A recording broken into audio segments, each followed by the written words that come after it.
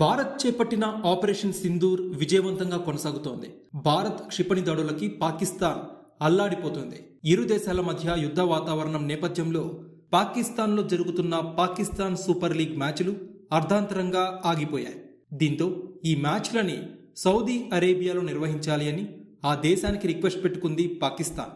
ఈ మేరకు Saudi అరేబియాలోని Emirates cricket బోర్డుకి పాకిస్తాన్ క్రికెట్ బోర్డు అభ్యర్థన చేసింది. మిగతా మ్యాచ్ల్ని సౌదీలో నిర్వహించేందుకు అనుమతి ఇవ్వాలని కోరింది.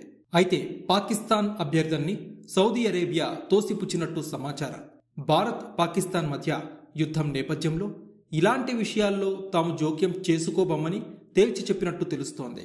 ఈ మేరకు పాకిస్తాన్ సూపర్ లీగ్ మ్యాచ్ల్ని సౌదీలో నిర్వహించేందుకు ఆ దేశం నో చెప్పినట్టు సమాచారం. దీంతో పాకిస్తాన్ అయోమయంలో పడింది. మరోవైపు భారత్ సౌదీ అరేబియాల మధ్య సత్సంబంధాలు ఉన్నాయి. గత కొన్నేళ్లుగా అవి మరింత దృఢంగా మారాయి. ఎమిరేట్స్ క్రికెట్ బోర్డుకి బీసీసీఐకి మంచి రిలేషన్ ఉంది. ఐసీసీ ఛాంపియన్స్ ట్రోఫీ మ్యాచ్లు అక్కడే జరిగాయి. ఐసీసీ టీ20 వరల్డ్ కప్ కూడా సౌదీలోనే జరిగింది. ఇక భారత్ పాక్ మధ్య నెలకొన్న ఉద్రిక్తతల నేపథ్యంలో ఈ ఏడాది ఐపీఎల్ 2025 టోర్నీపై బీసీసీఐ కీలక నిర్ణయం తీసుకుంది. టోర్నీని తాత్కాలికంగా వాయిదా వేస్తున్నట్టు బీసీసీఐ ప్రకటించింది. నిన్న ధర్మశాలలో ఢిల్లీ పంజాబ్ మధ్య మ్యాచ్ ని అర్ధాంతరంగా నిలిపివేసింది. ఇవాళ టోర్నీని వారం రోజుల పాటు వాయిదా వేస్తున్నట్టు బీసీసీఐ తెలిపింది. Subscribe to One India and never miss an update.